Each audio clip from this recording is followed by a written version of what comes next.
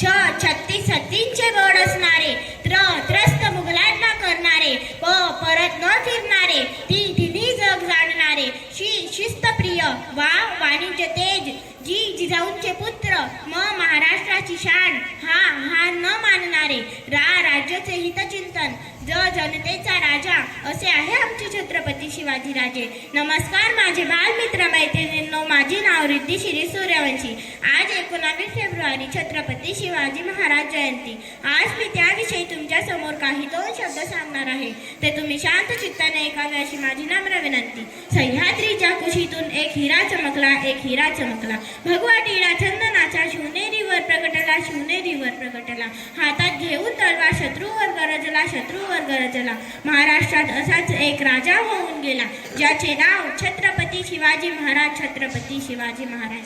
19 February 1630 हा सोन्याचा दिवस. या मंगल दिनी माता जिजाऊंच्या पोटी एका सिंहाचा जन्म झाला. तो सिंह म्हणजे छत्रपती शिवाजी महाराज.